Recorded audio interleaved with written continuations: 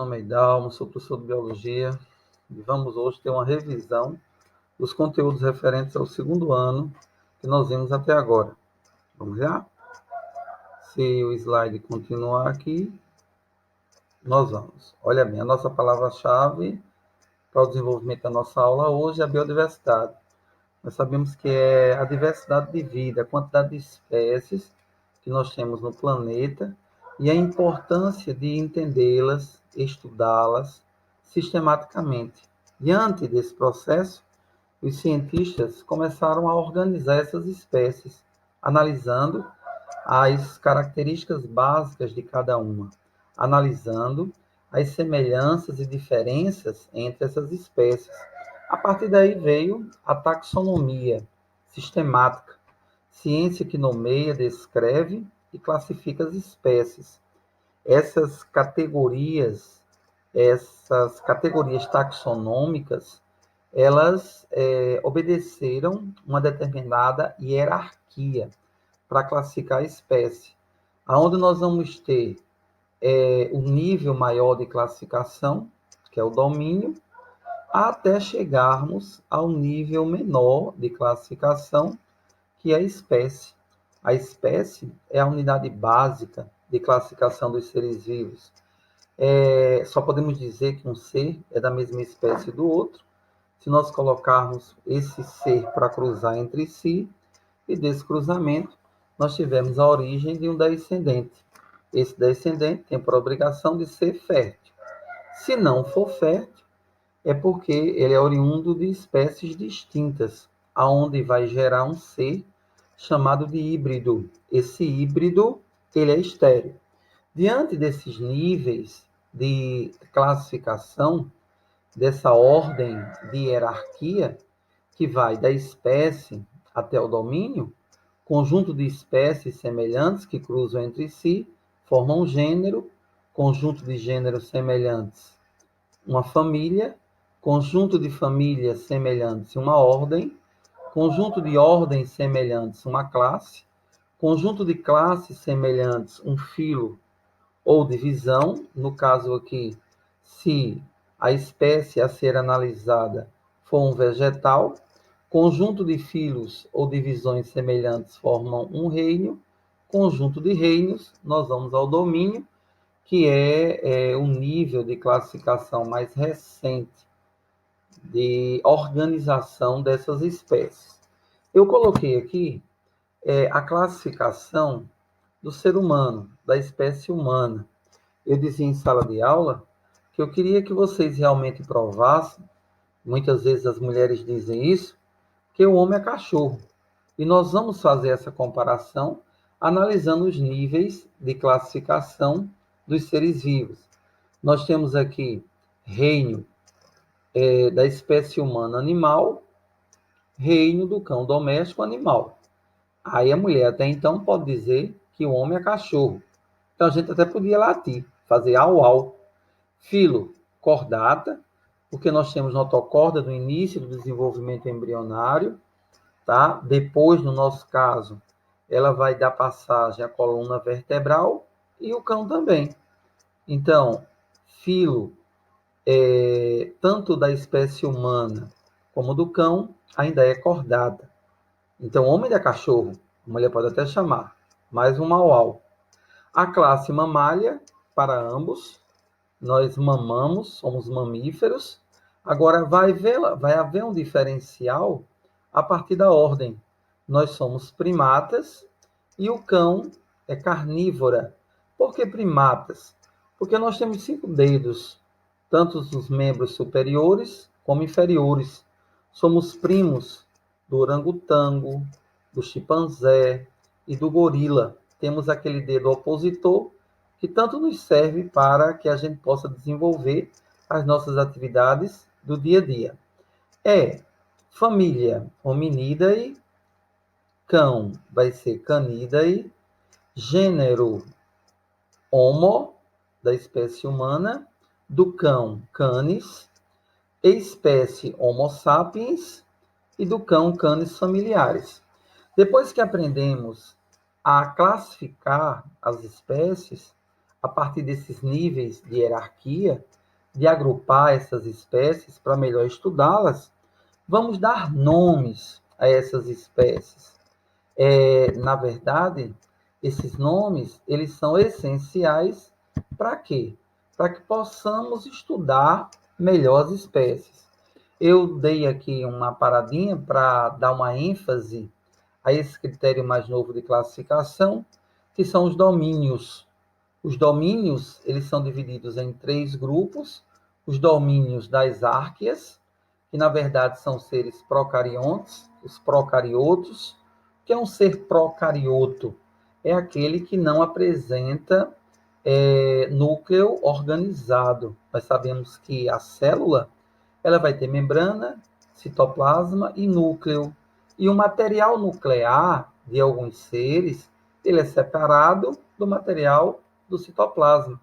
No caso das árqueas e das bactérias, que nós vamos ter aqui, ambas são procariotas ou procariontes, porque não apresentam núcleo organizado. Esse núcleo ele é desprovido de membrana nuclear.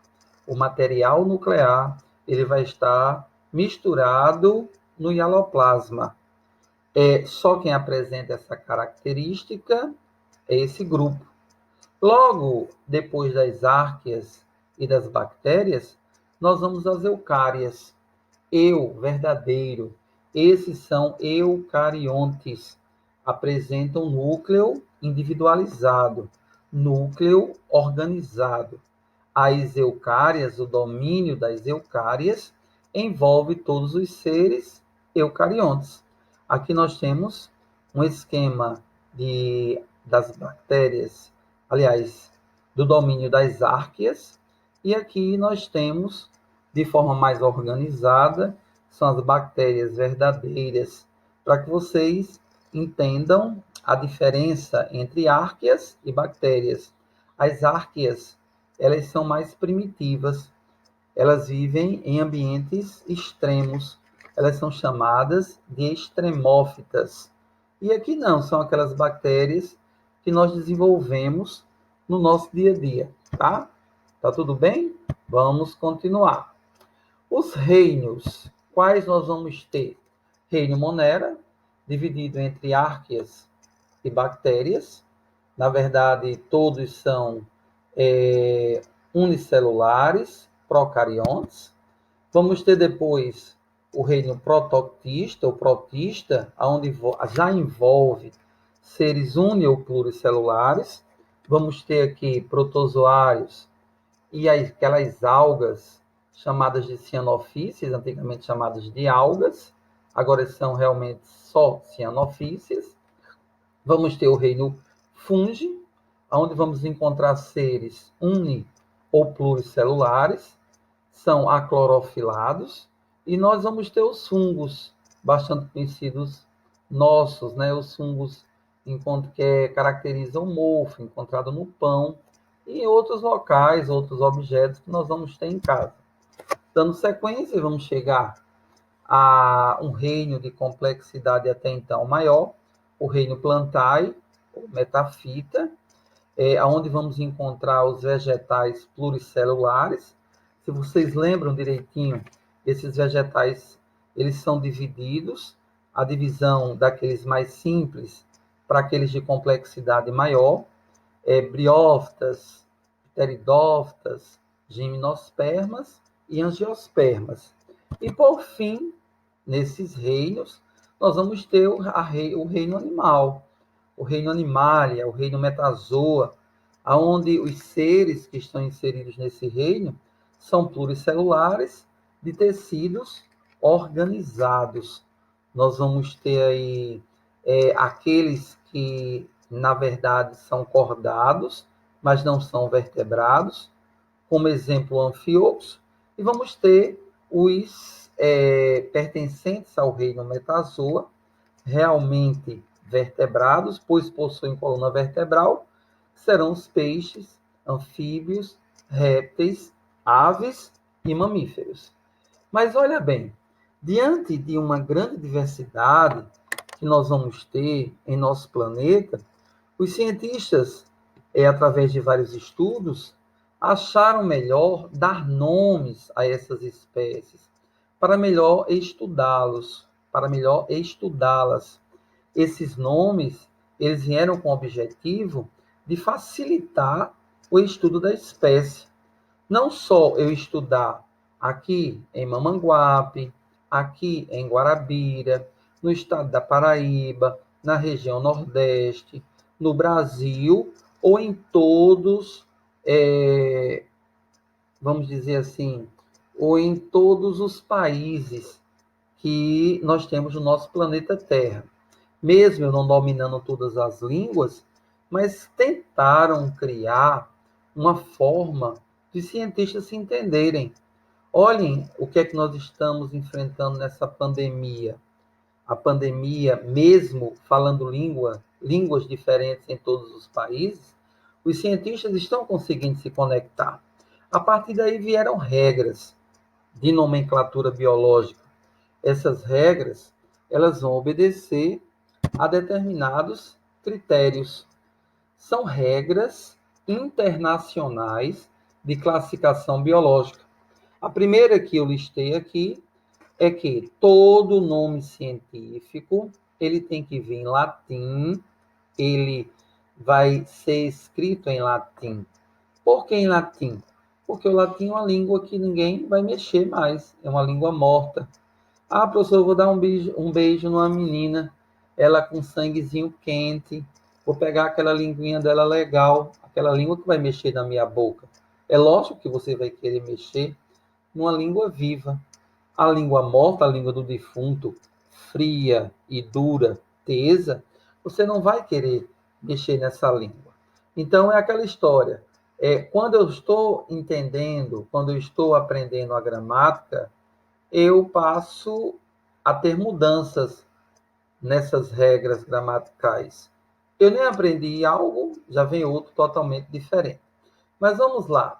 A partir daí, o latim, por ser uma língua extinta, ela foi utilizada para escrever o nome científico das espécies. Agora, as regras, elas têm que ser obedecidas. Primeiro, se eu escrevo esse nome científico que nós vamos ter aqui, da nossa espécie, Homo sapiens.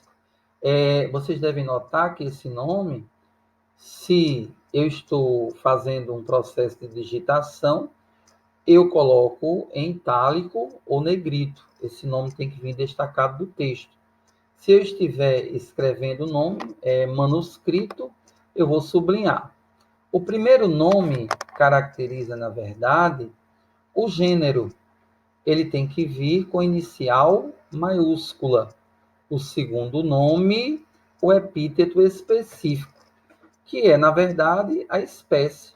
Mas eu não posso escrever o nome da espécie sem anteceder do gênero. O gênero apresenta inicial maiúscula e o epíteto específico, inicial minúscula. Geralmente a nomenclatura, ela vai trazer duas palavras, a nomenclatura binominal, mas isso aí não é regra, tá? Podem aparecer três nomes seguindo a uma característica diferenciada. Primeiro nome, o gênero, inicial maiúscula. Segundo nome, o epíteto específico, inicial minúscula. Outra regra básica é em relação ao subgênero. Eu posso ter aí, agora, nesse exemplo, uma espécie que traz três nomes especificamente. Nesse caso, fugindo à regra da nomenclatura binominal, o primeiro nome continua sendo o gênero, inicial, que vai ser escrito com inicial maiúscula. O segundo nome, ele vai ser colocado entre parênteses, com inicial maiúscula, que vai indicar o subgênero da espécie. E o terceiro nome, com inicial minúscula, que é o epíteto específico. Olha aí o aparecimento de mais uma regra para você entender como escrever os nomes científicos das espécies. Quando vocês estiverem na universidade, se apresentarem alguma pesquisa referente a alguma espécie e esse nome científico vier escrito de forma errada, você vai perder seu trabalho acadêmico, tá ok? Então, a regra, ela tem que ser obedecida. Colocamos aqui mais um exemplo, mais uma regra. Subespécie, como ela vai ser escrita? Olha aí. Canis lupus familiares. Mais uma vez, eu tenho a presença de 3 nomes, tá? Primeiro nome, gênero, inicial maiúscula. Segundo nome, vem normal, sem parênteses, com inicial minúscula, será o epíteto específico. E o terceiro nome, normal, com inicial minúscula, que será a subespécie. Vamos lá. Se eu não tiver a fim de citar a espécie no meu trabalho, eu posso colocar esse P, ponto. Olha aí, Plasmodium sp, ponto. Na verdade, isso aí é um protozoário que vai causar malária, Plasmodium malariae, Plasmodium falciparum e Plasmodium vivax. Eu não desejo citar o nome científico da espécie. Então, eu posso colocar Plasmodium sp.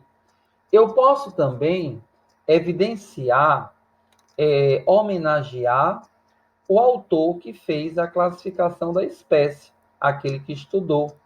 Eu coloco aí, no caso, o nome da espécie em itálico, entre vírgulas, o cara que fez a descoberta e o ano da descoberta dessa determinada espécie. Nós temos aqui, eu coloquei 3 espécies distintas. Essas duas, elas são oriundas de seres da mesma espécie, e essa daqui não. Aqui nós vamos ter o burro-mulo, que ele é oriundo do cruzamento de um cavalo com uma jumentinha, ou de uma égua com um jumento. Ele é um burro bonito, né? Um burro que geralmente ele é utilizado muito em fazendas. Agora, ele é estéril, ele não consegue reproduzir. Alguém disse aqui para mim uma vez: professor, eu vi uma burra mula grávida, enxetada. Essa burra mula, ela não poderia estar grávida, pois ela descaracterizava toda a nossa definição de espécie.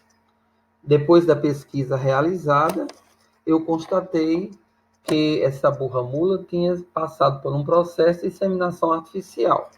Aí sim, ela estava realmente grávida, mas feito de forma artificial. Então, espero, galerinha, que vocês tenham entendido a importância da biodiversidade, a importância da classificação das espécies, as regras básicas dessa classificação. A partir daí, nós vamos entrar nesse rapazinho que está aí aparecendo constantemente hoje no mundo. O vírus, né? Ele quer aparecer mais do que a gente. O vírus, ele é chamado de sistema biológico simples, por ele não ter célula. Olha as características gerais desse serzinho. Ele é acelular, sem metabolismo próprio. Ele é parasita intracelular obrigatório. Ele só vai conseguir se desenvolver dentro de uma célula. Fora da célula, ele apresenta características de ser bruto, de ser que não tem vida. Ele tem a capacidade de se mineralizar, podemos assim dizer, que é uma característica de uma rocha. Ele é filtrável, ele é bem pequenininho, tá? Ele é muito pequeno, daí ele só ser visto através de uma tecnologia muito avançada de microscopia. Ele, na maioria, vai possuir DNA ou RNA mais proteínas e uma cápsula de proteção chamada de capsídeo. Eu acho que vocês estão vendo o Covid-19 constantemente aparecendo aí nas mídias com aquela cápsula envolvendo o seu material genético. Nós podemos ter ainda alguns vírus que são mistos, como o citomegalovírus e o vírus da hepatite B. Olha aí o rapazinho, o corona, aquele que está causando gravíssimos danos à humanidade e que esperamos que ele vá embora rápido, para que a gente possa ter novamente um contato físico legal. E aí um vírus qualquer, um vírus da gripe, influenza ou um H1N1 que vai causar algum dano ao nosso organismo. Esses vírus, eles se reproduzem constantemente através de dois ciclos. O ciclo lítico, que é esse primeiro que você vai visualizar aqui, aonde, na verdade, o material genético do vírus é inserido no outro C. Esse vírus ele se reproduz e logo após acontece a lise viral. Essa lise viral é quando ocorre a destruição da célula hospedeira. Esse ciclo é chamado de ciclo lítico. O segundo ciclo é o lisogênico, onde o DNA viral ele vai se incorporar ao DNA da célula infectada, não ocorrendo a lise, mas esse DNA viral ele vai ser passado de célula a célula. No momento oportuno, pode ser que o ciclo lisogênico se transforme em ciclo lítico. Aqui nós temos dois esquemas. O primeiro é o ciclo lítico, onde o vírus lançou o material genético dentro da célula infectada, se reproduziu dentro dessa célula e aqui aconteceu a lise da célula, a destruição com a liberação de vários novos vírus. É o que vai acontecer com o coronavírus. Aqui nesse outro ciclo, nós temos o vírus incorporando o seu material genético na célula e transferindo esse material genético para as outras células. Mas vamos lá. A partir daí, nós vamos ter os diversos tipos de doenças causadas por vírus. Né? A mais conhecida nossa, aqui está no auge agora, é o Covid-19, né? Aquele que está causando esses grandes danos ao organismo. Mas nós temos a gripe, nós temos o H1N1, nós temos Zika, chikungunya e outros. Vamos partir agora para um ser que apresenta célula, o reino Monera. Nós vamos hoje ter um exemplo aqui de uma bactéria. Esse reino Monera, como nós já tínhamos dito anteriormente, ele é formado de bactérias. As bactérias são procariontes, porque não apresentam núcleo individualizado, não apresentam membrana nuclear, são unicelulares com parede celular. Você deve ver aqui, nesse esquema de uma bactéria, nós também temos uma cápsula que envolve todo esse C, a parede celular, que na verdade dá um reforço à membrana plasmática. Vamos encontrar como organelas citoplasmáticas os ribossomos, vamos encontrar um nucleóide, onde está o material genético desse C. A partir daí, como exemplos de bactérias, nós temos as árqueas, são chamadas de extremófitas, por viver em ambientes de hostilidade muito grande. Vamos encontrar bactérias de um mar morto, a quantidade de sal é muito grande. Vamos encontrar bactérias em lavas vulcânicas, onde as temperaturas são muito altas. Essas são chamadas diárqueas. E aquelas bactérias mais conhecidas nossas, aquelas que nós nos deparamos todos os dias, todo o tempo, com determinadas infecções, infecção na garganta ou em outro local onde tomamos determinados tipos de antibióticos, elas são as eubactérias, chamadas, podem ser autótrofas ou heterótrofas, aquelas que produzem o seu próprio alimento ou não. Mas vamos continuar. Olha aí, colocamos, na verdade, para diferenciar aquela segunda divisão do reino Monera, que são as cianobactérias, que até então eram conhecidas como algas azuis ou cianobactérias. Dando continuidade ao processo, essas cianobactérias elas são clorofiladas e autótrofas. Olha aí a diferença entre bactérias, eubactérias e cianobactérias, que caracterizam o diferencial ou a classificação do reino Monera. Essas bactérias, elas podem ser vistas de uma determinada forma ao microscópio. Aí, nós vamos analisar a morfologia de bactérias. Olha bem, nós vamos ter a forma de bolinha, que é chamada de cocos, a forma de bastão, que é chamada de bacilos, a forma de espirais, que na verdade é chamada de espirilos, esporo de bactérias, e vamos ter, tá aqui, ó, os espirilos, botarei esperilos, mas é espirilos, e vamos ter a forma de vibriões, de vírgula, salientando que a forma cocos, ela pode aparecer com outras subformas. Nós vamos ter aquelas que aparecem de 2 em 2 cocos, que são chamadas de diplococos. Vamos ter o meningococo, que causa meningite.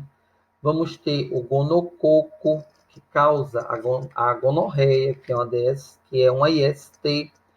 E vamos ter o pneumococo, que causa a pneumonia. Olha que essas bactérias elas vão aparecer ao microscópio em forma de bolinha, agrupando de 2 em 2 cocos. Se ela aparecer dessa forma aqui, em forma de cadeia, de rosário, ela vai ser chamada Streptococcus. Se ela aparecer na forma de cacho de uva, em grumos, ela vai ser chamada de Staphylococcus. E tem outras formas que podem aparecer aqui, que elas não estão nessa figura. Vamos ter as tétrades, que aparecem de 4 em 4 cocos, as sarcinas, que vêm aparecer de 8 em 8 cocos. E vamos ter aí as doenças causadas por vírus e doenças causadas por bactérias. Covid-19, esperamos estar juntos próximos, que ele desapareça. Nós sabemos que vamos ter também que aprender a conviver com esse vírus, enquanto não se descobre uma vacina, para que a gente não possa adquirir a doença. Nós estamos vendo aí a problemática de você realmente ficar em casa, ficar em casa para não adquirir o vírus e para não sobrecarregar os hospitais no caso de uma epidemia mais grave na sua cidade e, a partir daí, alguém ter que tomar a iniciativa de escolher quem vai poder ir para o respirador. Aí temos a gripe, temos o H1N1, que todos os anos nós temos a vacina para ele, a herpes, a rubéola, o sarampo, poliomielite, HPV, cachumba, AIDS e outras. As doenças causadas por bactérias, pneumonia, tuberculose, coqueluche, tétano, cólera, hanseníase, sífilis, gonorreia, meningite e outras. São muitas doenças. coloquei algumas para que depois vocês analisem melhor. Olhar o agente etiológico da doença, a transmissão, como acontece, a profilaxia, né, que é a forma de você evitar essas doenças, ou até então, se você adquiriu o tratamento. Não analisar, na verdade, sempre agente etiológico, transmissão, profilaxia e tratamento. Então, galerinha, isso foi nossa aula de hoje. Eu agradeço muito estar podendo falar hoje para vocês e esperamos estar juntos próximos. Um beijão daquele que tenho certeza que está dentro do coração de vocês, professor Hidalgo. Tchau, tchau.